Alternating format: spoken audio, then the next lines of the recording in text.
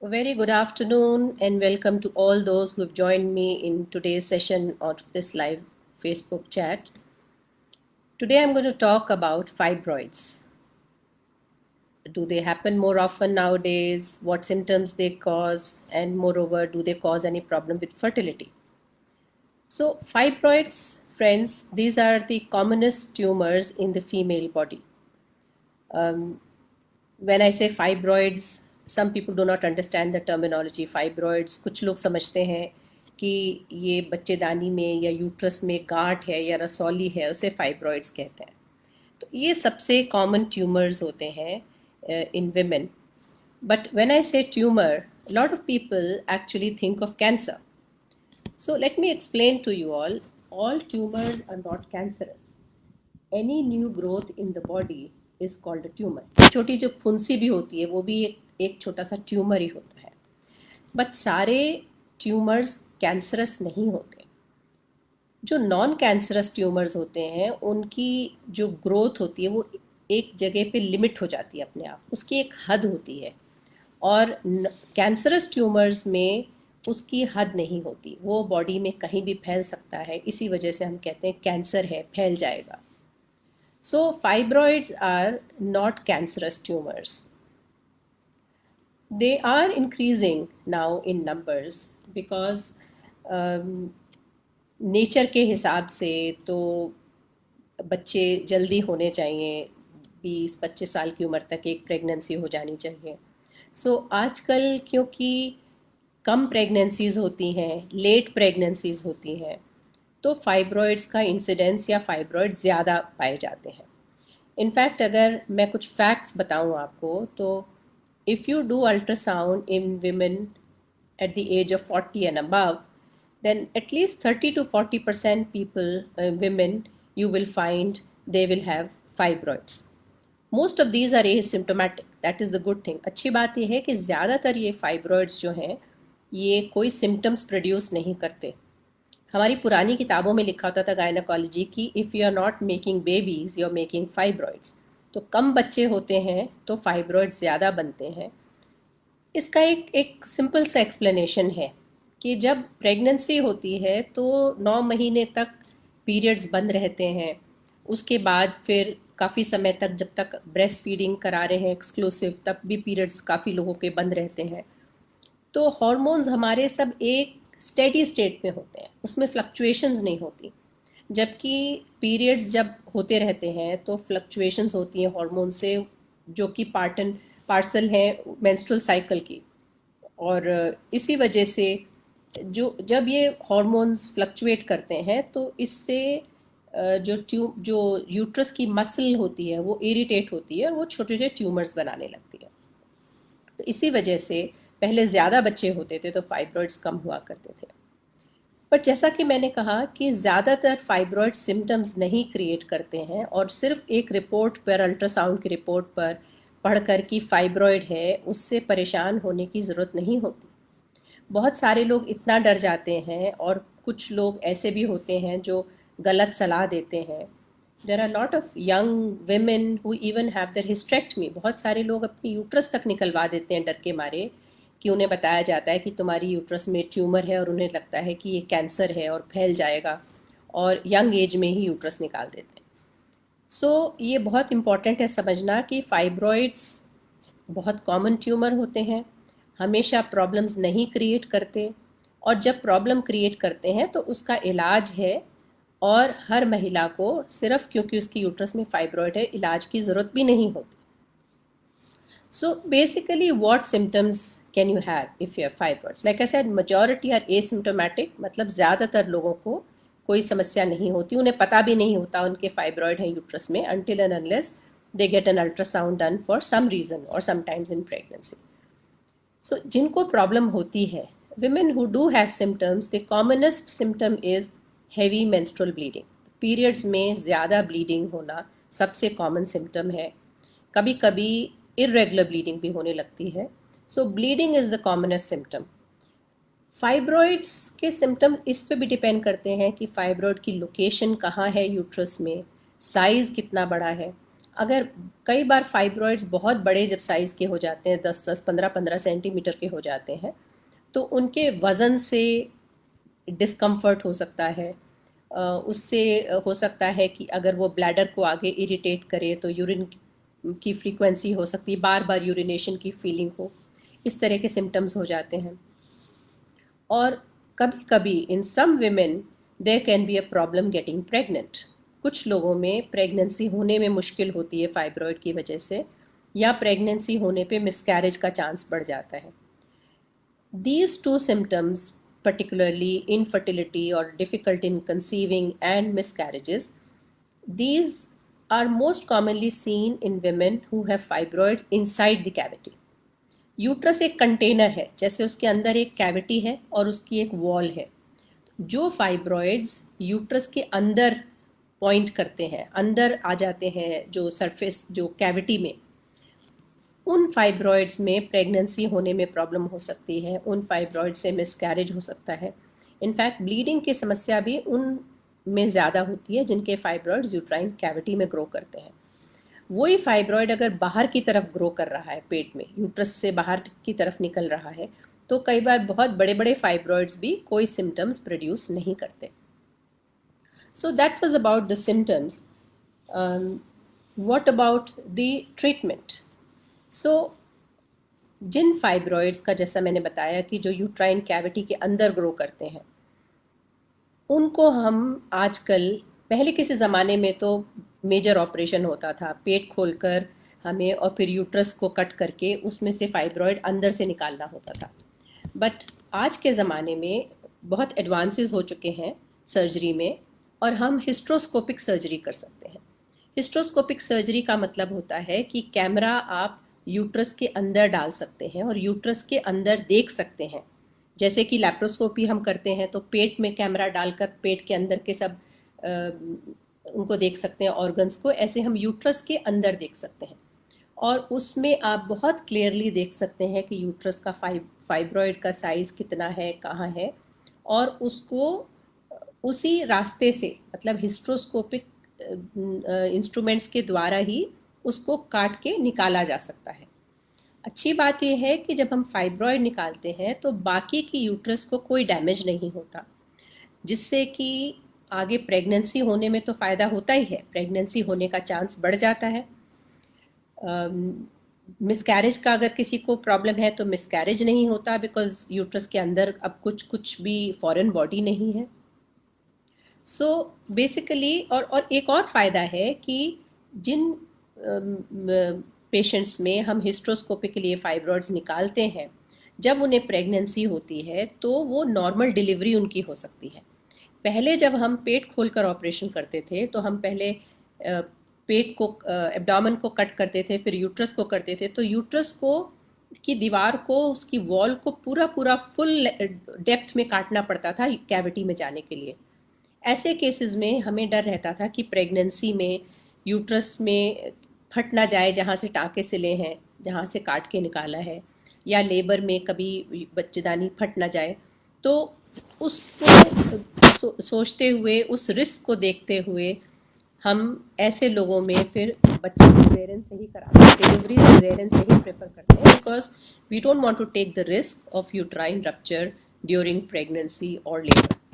But this is the advantage of hysteroscopic surgery, that one does not need to do a cesarean section for the delivery after a woman conceives after the surgery for submucous fibroids. So that is a very major advantage. Fibroids, जो छोटे छोटे fibroids दिखते हैं, कई बार कभी कभी वो बड़े होकर और यूट्रस के मुंह से भी बाहर निकलने लगते हैं, सबम्यूकस फाइब्रॉइड्स। उसमें फिर इरेगुलर ब्लीडिंग होती रहती है। बट इस तरह के फाइब्रॉइड्स को भी हम हिस्ट्रोस्कोपिकली निकाल कर और इस प्रॉब्लम को ट्रीट कर सकते हैं। बहुत बार जब हम फाइब्रॉइड की सर्जरी करते हैं तो लोगों को ये बहुत चिंता होती है, specially women who want to conceive and still have children, who don't have children or maybe have one child and they want to have more children. उन्हें ये चिंता होती है कि फाइब्रॉइड की सर्जरी करने में क्या यूट्रस निकल जाएगा।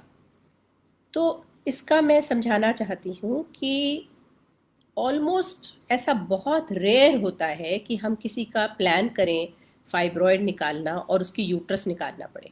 ये बहुत ही रेयर होता है। मेरे एक्सपीरियंस में तो अभी तक मेरे साथ फॉर्चुनेटली कभी ऐसा नहीं हुआ है।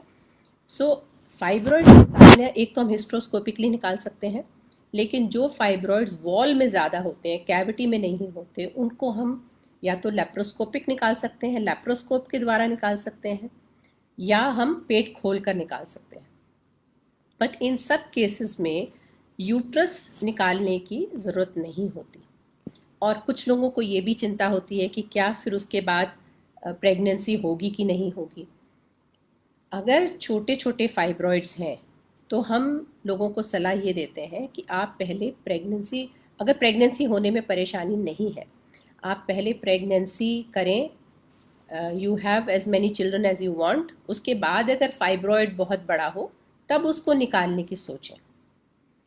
अगर प्रेगनेंसी हो नहीं रही है और आपने बाकी सब कारण देख लिए, if you have excluded all the other causes which can cause problems in conceiving, like if your husband's semen is normal, if you are ovulating, आपका egg बनता है हर महीने, your periods are regular, and you're not getting pregnant, and then there is a big fibroid sitting, not for like 1 centimeter 2 centimeter fibroids, but if there's a big fibroid 6 centimeters 7 centimeters and it is distorting the uterus, these are the women which are conceiving, and in these patients it is quite safe to remove the fibroid without removing the uterus. So ये जो मन में डर होता है कि uterus तो नहीं निकालना पड़ेगा, ये बहुत ही रेयर चांस होता है। किसी को बहुत ब्लीडिंग होने लगे और लाइफ थ्रेटनिंग सिचुएशन हो जाए, जो कभी कभार ही होती है ज़िंदगी में, जैसा कि मैंने कहा मेरे एक्सपीरियंस में अब तक टचवुड एक बार भी नहीं हुआ है, तो ऐसा रोज़ नहीं होता, ये बहुत रेयर सिनेरियो है। सो उससे डरने की ज़रूरत नहीं है। अगर ज़रूरी है तो सेफली फाइब्रॉयड निकाला जा सकता है और बाकी की यूट्रस बिल्कुल अनडैमेज छोड़ी जा सकती है। अगर किसी को प्रेगनेंसी नहीं चाहिए और फाइब्रॉयड्स की प्रॉब्लम है, तो अब सर्जरी के अलावा भी तरीके हैं। सर्जरी के अलावा कुछ लोगों में अगर फाइब्रॉयड बड़ा नहीं है और सिर्फ ब्लीडिंग की समस्या है, तो हम कई बार हार्मोन से कंट्रोल कर सकते हैं। कुछ दवाइयाँ दे सकते हैं जिससे फाइब्रॉयड बहुत एकदम ख़त्म तो नहीं होता, बट छोटा हो जाता है या एटलीस्ट ब्लीडिंग की समस्या को कम कर देता है। कुछ ऐसे प्रोसीजर्स हैं जो रेडियोलॉजिस्ट करते हैं कि हम जो फाइब्रॉयड की है उसकी ब्लड सप्लाई ब्लॉक कर सकते हैं, जिससे कि फाइब्रॉयड्स की ग्रोथ रुक जाती है। सो ये और ऑप्शंस हैं ट्रीटमेंट के when you don't want to get pregnant. If you want to get pregnant, then the best method is to go for surgery, and usually that is the best course in such women. The other thing I would like to say for fibroids is that they will usually regress after menopause because these are hormone dependent tumors. So जब तक आपका menopause नहीं होता तब तक ये धीरे धीरे बढ़ते हैं, बट एक बार menopause हो जाए तो उसके बाद ये अपने आप श्रिंक करने लगते हैं, क्योंकि फाइब्रॉइड्स को ब्लड सप्लाई नहीं मिलती जब हार्मोन्स नहीं होते। सो उसके बाद इनको निकालने की आम तौर पे ज़रूरत नहीं होती। बहुत रेयर केसेस होते हैं जहाँ पे फाइब्रॉइड मेनोपॉज के बाद बढ़ने लगें, या उसमें कोई और रिस्क या कोई चिंता हो किसी वजह से कि कैंसर का, जो कि बहुत रेयर होता है, तभी निकालने की ज़रूरत होती है। नहीं तो मेनोपॉज तक अगर आप पहुँच गए तो मेनोपॉज के बाद जनरली फाइब्रॉइड्स को निकालने की ज़रूरत नहीं होती, क्योंकि वो अपने आप ही नेचुरल कोर्स में ही श्रिंक करते जाते हैं। सो ये मैंने आपको शॉर्ट में बताया कि फाइब्रॉइड्स के क्या सिम्टम्स होते हैं, कैसे हम उनको ट्रीटमेंट कर सकते हैं, कैसे हम प्रेगनेंसी अगर नहीं हो रही है तो उनको हम निकाल सकते हैं हिस्ट्रोस्कोपिकली या लेप्रोस्कोपिकली या पेट खोल के, और उसके बाद प्रेगनेंसी हो सकती है। एक सिनेरियो और है कि आप प्रेग्नेंट हैं और आपकी यूट्रस में फाइब्रॉयड है, तो उसमें lot of people are very worried, will they have a complication because of the fibroid during pregnancy. Now this is again not very common. Sometimes if it is a big fibroid, you can develop pain in the fibroid because preferentially जो blood है वो nature uterus को देता है, pregnancy को देता है, fibroid को नहीं देता। तो फाइब्रॉयड में क्योंकि ब्लड की कमी होती है तो उसमें पेन होने लगता है, बट उसके लिए दवाइयों से ठीक हो जाता है आमतौर पे 5-7 दिन में, और कोई सर्जरी की ज़रूरत नहीं होती। एक ये कॉम्प्लिकेशन फाइब्रॉयड के साथ हो सकती है प्रेगनेंसी में। और उसके अलावा डिलीवरी में प्रॉब्लम हो सकती है अगर फाइब्रॉयड बहुत बड़ा है और वो बच्चे की या तो उससे पोजीशन गड़बड़ हो रही है या वो बच्चे का नीचे रोकता है बच्चे को नीचे जाने से। उस केसेस में सिजेरियन किया जा सकता है बिकॉज नॉर्मल डिलीवरी अगर उसकी प्रॉब्लम है। अदरवाइज जनरली अगर आप देखें तो जितने लोग प्रेगनेंसी जिन्हें होती है with a fibroid, most of the people do not have a complication. Of course, we do have to keep an eye on them and make sure that they don't have problem, but majority fortunately do not have a problem. So that is about fibroids, what they can cause problems, whether they can cause infertility, and whether the pregnancy can get complicated because of fibroids. Thank you. In the end, I would like to just request you all that besides asking questions, if you have any, I would like to have a feedback from you all, of all those people who have joined me, to know what do you want me to talk in the upcoming sessions. Is there any query you would like me to address particularly? What language are you people more comfortable with? Should I be speaking in Hindi or English? I would love to get a feedback from you. Thank you so much. So I'm just looking if there is any questions. So there is a question, which size of fibroid is dangerous during pregnancy? So जैसा कि मैंने समझाया था, fibroids का size, जिनमें बड़े fibroids होते हैं उसमें थोड़ी चिंता होती है कि फाइब्रॉइड्स में हम कहते हैं डीजेनरेशन हो गई, जैसे क्योंकि उसको ब्लड सप्लाई कम मिलती है जिस वजह से पेन हो जाता है, लेकिन आमतौर पे उसमें कुछ करना नहीं होता, पेशेंट को कुछ एंटीबायोटिक और पेन किलर्स देने होते हैं। अदरवाइज मैंने ऐसी ऐसी प्रेगनेंसीज देखी हैं जहाँ पे यूट्रस जितना बड़ा था उतनी ही बड़े बड़े फाइब्रॉइड्स थे, उसके बाद भी प्रेगनेंसी में कोई प्रॉब्लम नहीं हुई। आम तौर पे प्रेगनेंसी में प्रॉब्लम नहीं होती, और अगर प्रेगनेंसी हो गई, heavy bleeding during pregnancy with fibroids, well, this doesn't happen. अगर हेवी ब्लीडिंग हो रही है तो प्रेगनेंसी होगी ही नहीं मोस्ट लाइकली। फाइब्रॉइड, अगर वो फाइब्रॉइड सिम्टोमेटिक है, इसका मतलब है काफ़ी चांस है कि वो यूट्राइन कैविटी के अंदर या तो ग्रो कर रहा है या बाहर है तो उसको पुश कर रहा है कैविटी को, तभी हैवी ब्लीडिंग होती है। और इन केसेस में प्रेगनेंसी नहीं होती, इनफर्टिलिटी होती है। अगर प्रेगनेंसी हो जाए तब ब्लीडिंग का डर नहीं है, बट इन पेशेंट्स में प्रेगनेंसी होना ही बहुत मुश्किल होता है। बट इस बात से डरने की ज़रूरत नहीं है कि अगर प्रेगनेंसी हो गई तो ब्लीडिंग होगी क्या। प्रेगनेंसी होने के बाद ब्लीडिंग आमतौर पे नहीं होती। So is there any more other question? So that is all. If anybody has any more questions, you can also send an email, connect on the Miracles website, and you will get an answer from me. Thank you very much.